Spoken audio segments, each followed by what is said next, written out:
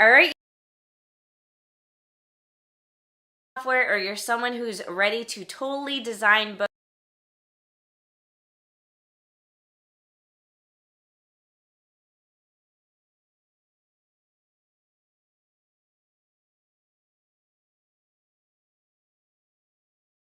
All right, you guys, it's time to start learning Photoshop. Whether you just want to get a feel for the software or you're someone who's ready to totally design book covers eventually, this course is going to be your first step to becoming a graphic designer. When you download Photoshop for the first time, it'll actually give you a little bit of a tutorial on the different tools.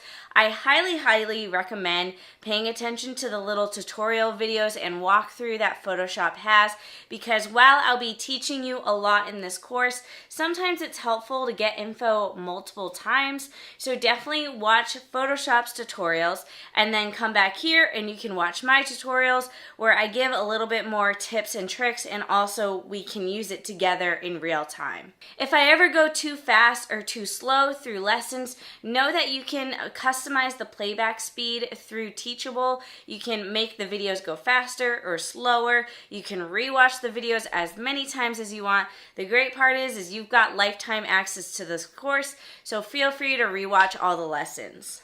If something ever feels confusing, it's always helpful to rewatch the lesson in case you missed something, or sometimes for those who are just super new to Photoshop and graphic design in general, it can feel like a different language. So that's why it's important to kind of just take your time through the lessons, soak in all the information, and it's especially helpful if, as I'm talking, you try out the things yourself in your own computer on Photoshop, because it's one thing to watch someone do it, it's another thing to actually do it yourself. The information tends to sink in a little bit more if you follow what I'm doing as I'm doing it. Since I started recording this course, Photoshop has actually made a few updates to their software, and they're not big updates, they're more just things visually look a little different. Really, the only difference is that after you watch my tutorial videos and then you go to use Photoshop, you may notice that there's this long rectangular box that pops up anywhere near your mouse, and that's just an extra thing that Photoshop added in recently. So I don't have that box in my tutorials. Just know it's something that they added in as like a shortcut to make it easier to access tools. It doesn't make any of my tutorials irrelevant, it just means your screen will look slightly different. As I'm giving tutorials, please note that I use a PC, so when I say keyboard shortcuts, I am giving the PC keyboard shortcut, but I will also put the Mac keyboard shortcut on the screen. That way everyone knows what's going on. In order to download the PDF with all the keyboard shortcuts, you can just scroll down beneath this video and download the PDF there. I highly recommend printing it out and just keeping next to your computer or laptop as you're working in Photoshop. I also want to iterate how important it is to watch all the lessons in the specific order that I have them listed in this course. So don't skip around just because you see something you're more interested in. A lot of the times these lessons compound on each other, so it's important that you watch and understand all of them as you go through them. Otherwise, that's it, and it's time to get started and start using Photoshop.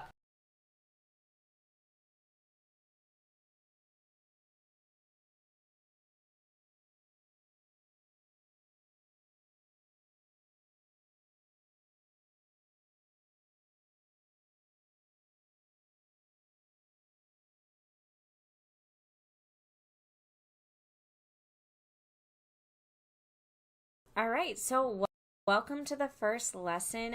We are going to start off by just exploring the Photoshop workspace. As we work through the lessons, I'm going to be using two different files to kind of explore things. So the first file is this book cover wrap that I created for my book, Meet Me at the Summit. And the second file is just one of my YouTube thumbnails. And this is because I just wanted to give you guys an example to work off of so you can see things in action. So when you first log into Photoshop, you're going to have some basic stuff. So this is your toolbar off to the left, and then these are your menu options. So today we're just going to be talking about creating your workspace. So I'm going to start off in the menu area up here just to kind of show you guys around. So if we click on File, there's obviously a ton of stuff going on. But really the thing that you want to be concerned about most is the Save and Save As button, the Export, where you can export as a PNG. Most of the time you're either going to want to export as a PNG or do a Save As option where you can save as a PDF if you need it as a PDF. Otherwise, a lot of this stuff is self-explanatory. Other things you may never touch. On the edit option, we have a lot more going on. We have the undo, redo, cut, copy, paste, all those options. We've got some spell checking. We've got a lot of other different things going on here. I highly encourage you to just kind of click around when you first open up Photoshop, get a feel for it. Because I can talk about Photoshop all day, but the only thing where you're really going to learn is by just exploring it yourself. So under image, we have mode, we have image size, canvas size, image rotation. I'll be going through all the important stuff as we work through the lessons. Under the layer panel, we have all the stuff that is needed for our layer options, and these are your layers over here. We have type, select. You might end up using select a lot depending on how you work in Photoshop. We have filters. I personally don't use filters a lot, but it is there if you want to. 3D, I almost never touch. View, again, this is more just setting up your personal preference. So if you want to do like 100%, will fill it 100%. And then if I go back to actual size, it kind of fills the whole screen that way. We've got plugins, window. This is what we're going to be focusing on today is window, because window is kind of where all your tools are hidden. If you are not able to find a tool that you want, like say you're either watching one of my tutorials or a tutorial on YouTube and they're saying like, oh, use your histogram, and you're like, where the heck is my histogram? It's right here. And you know whether or not a tool is being displayed based on the check mark. So I've set up my workspace where I have my history displaying, my layers displaying, and my navigator displaying. So this is my navigator right here, and you can tell because it's labeled that way. This just allows me to easily like zoom in and out. I also like it if I'm super zoomed in. You can see this little box here. I can drag it and view other things. So if I want to easily move around, I can do that. I can easily zoom in and out. This is just a personal preference thing. This is my history.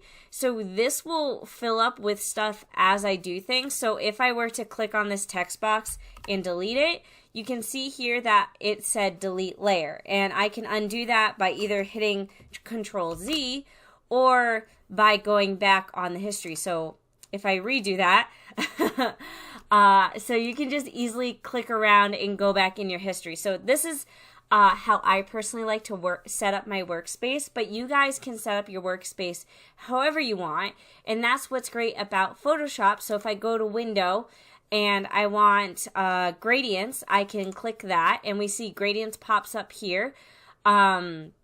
And obviously I have other tools displayed, so you can really move things around. So if I want gradients displayed bigger, I just drag it and it's there, and we can click around easily. And then if you decide you don't like that tool there, you can take gradients again and you can put it back to where it came from right there. And we can see gradients is there. So as you can see, all tools have icons like the navigator and the brush settings and brushes. And when you click and hover over it, you can see it displayed. So really just click around, customize it, or you may customize something now and then decide later that you want to customize it in a different way. It's really about figuring out how you want to work in your workspace. And right now, as I talk to you and as I explain all this, this may not mean anything to you. But the longer you work in Photoshop, the more you'll realize like, oh, I always use the character panel. I want that in an easy place. So you might be like, oh, I'm going to take the character panel and put it here. And I'm going to put it front and center, so it's always the first thing to display because you use it all the time. So it's really just about making your workspace however you want it. So on that same note, say you have the gradients, and like I can detach it from this toolbar completely, and I hit this little expand button, and then we see it large, and it's kind of floating. Sometimes if you're, just working one tool in particular, you may want to be able to move it to wherever you want on the screen. You can also X out of it, but when you X out of it, you might be like, oh my God, where'd it go? Because now it's not over here. So if you accidentally remove a tool from your little toolbar that you've got going on, just go back to Windows and go over to Gradients, and it pops up again. You can either have it as a floater, you can assign it somewhere over here, or we can see that if we kind of hover it here, little blue bars created, because then we create a whole nother panel. But if I wanted to make it more of the layout like this one over here where it's 2, I just go all the way to the bottom. We see that little blue bar, and I add it in there, and I can make it bigger. I can even add in another one right there. So now I've got 1, 2, 3 different tools. So you can really just go all out and make this look however you want. So this is all just creating a workspace that you like. I personally prefer like these smaller workspaces. I like my history. I like my navigator open at all times. This is just how I work. So you can customize that however you want. Now, the next thing I want to show you is this arrange option. So the arrange option is for when we have multiple tabs open. So as you can see, I have a thumbnail tab, and then I have my book wrap tab. And then if I go to window arrange and I go to horizontal, we have them both open at the same time. So if you, for whatever reason, need to work in 2 files at the same time, you can. You can also just pick it up and drag and drop, and then it's back to the way it was. I can go back to window arrange, and I can do 2 vertical, and now we have it vertically like that. And again, if I don't like that, I can just pick it up and drop it again. I almost always work with just 1 tab open at a time, but if you're someone who's really multitasking, just know that is an option. So going back to the Windows option, the last thing I want to really show you guys is Workspace. So Workspace is just, we've got some defaults that Photoshop has. Like when you first have your Photoshop account, yours probably won't look like mine. Yours will probably look like this. And this is kind of the default that they give you, where they have your color, your swatches, gradients, patterns, properties, adjustments, libraries, and then layers, channels, and paths. So this is kind of the default they give you. But then you can see if you go back to Workspace, we can go to 3D. So if you're designing something in 3D, which I have literally no knowledge of, this would be a workspace that would be more fit to you. It's kind of just like, they create these different arrangements for all of these different tools, and they know like if you're working in graphics and web, these are the tools that you're going to be using most. Or if you're going to be painting, like you're literally creating an illustration in Photoshop, these are the tools that you're probably going to use most. Or if you're going to be doing photography, like photo editing, these are the tools that you're going to be using most. And so these are just kind of suggestions, but as you can see, we can also hit new workspace. And what happens there is if you design a workspace that you like a lot, like you end up really customizing this area off to the right, and you want to always have it, or maybe you're someone who like wants one workspace for when you're doing book covers, but then another workspace when you're designing marketing material, you can customize that, and you can do that in this workspace option. So once you design whatever workspace you want, just hit new workspace, title it whatever you want. And then if you also have keyboard shortcuts, menus, toolbars, if you customized all of this up here and off to the left as well, make sure you check those boxes. But then you can save your workspace, and when you go over here, it will be off in this little area. I don't customize for my workspaces. I actually just like the graphic and web option. So it's totally up to you. Next up, we have our toolbar over here. So for everything in our toolbar, they also have keyboard shortcuts. So that's where this is going to come in hand. I have one of these for you guys. This one is the Windows version because I'm on a PC, but I also have a Mac version that has all the keyboard shortcuts. So feel free to print this out. You can also, there's space to add in your own keyboard shortcuts because there's a lot of keyboard shortcuts. With each, command, they have a keyboard shortcut for literally everything. So you can either add additional keyboard shortcuts, you can make your own keyboard shortcut paper, but this is just kind of a place to start. These are all of my favorite keyboard shortcuts and the ones that I use the most often and the ones that you'll hear me refer to in this course as well. So that's there. But these are all of your tools, and just like our little workspace over here, we can customize our toolbar over here as well. And I recently had to do a reset on Photoshop for myself because it was just acting a little funky. So I reset everything, so I'm back to my default toolbar. And this isn't normally how I enjoy working. So there's actually way more tools than this, and in order to display all of them, I'm actually going to right click on the 3 dots and then you can see all of them. So for me, it's annoying that I don't have all these tools in easy access, so I'm going to do the edit toolbar button, and now these are the tools that are currently displaying, and you can see these little letters are the keyboard shortcuts. So if I want to pull up the brush tool, I just hit B on my keyboard and it'll do that. And then these are the extra tools that aren't on my toolbar yet. So I don't use all of these all the time, but I do know which ones I do use. So I'm going to go ahead and I'm going to take my elliptical one and I'm going to put it there. I have my single row marquee, my single column marquee. I want all of those there. With my lasso tool, I want my other version of the lasso tools with my lasso tool. And the reason why these are grouped together is because if I hit done, when I go over to my lasso tool, if I click on it regularly, it gives me the one on the top, which is just the regular lasso tool. If I right click it, then I have the regular lasso tool, the polygonal lasso tool, and the magnetic lasso tool. We'll go over what these all are later, but this is a way that you can kind of have one tool that's the forefront, but easy access to the other tools. So let's go back and continue editing our toolbar, because I want all of these other ones in as well, like all these, the healing brush, the patch tool, the content aware move tool. I want all of those. I think I'm just going to put them all in as their own little spot. I don't use these two, so I'm actually not going to put them on. I don't tend to use those. I don't use these a lot, but I do use them sometimes. So where am I going to put those? I'm going to put them at the bottom. I'm going to put these two together because they're kind of similar. Same with that. The dodge tool, burn tool. Again, I'm just over here customizing my workspace.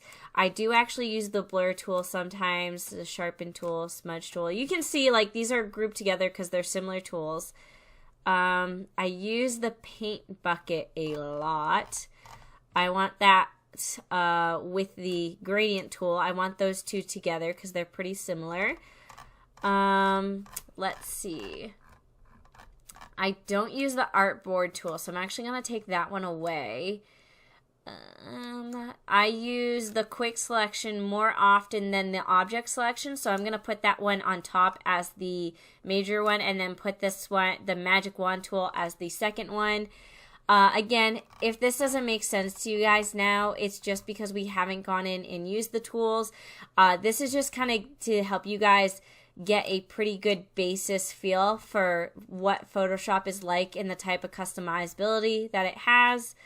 I will put the polygon tool after the ellipse tool and then the line tool before the rectangle tool. Okay, so these are all the tools that I tend to use the most. I can also save this as a preset, which I'll do, and then I'm just going to call it Mandy. And yeah, so that's that. So now we can see the toolbar looks a little bit different. We've got all of these different tools. So now if I want to rotate my canvas, I can easily click the rotate button and be able to rotate it that way. If I want to do a paint bucket, I can easily click that, and then I can right click and grab the gradient tool as well at any time. This just makes it a lot easier to grab the tools that I like. And then you can also see as we click on different tools, the menu bar up here will change with the tool. Like if I click on the type tool, that changes to all the type options. The pen tool, we see the pen tool options, the little arrow, we see those options. So as we click through, the menu at the top will change. So if you're not familiar with Photoshop, this might have been totally overwhelming, but just know that the longer we're in Photoshop and the more we click around and explore, the more this will start to make sense. So this was just to give you guys a feel for your workspace. In the next lesson, we're going to be going over the different tools a little bit more so you can get an idea of what Photoshop is capable of. Alright, so in this lesson we're going to be going through our toolbar a little bit and talking about what some of these tools specifically do. To do this, I'll also be referencing this sheet a lot. Let's first start with save. That's pretty basic. If you're working on your file, hit Control S and it will save, or you can go and save over here. Right now it's not, it's grayed out because I have nothing to save. I haven't done anything.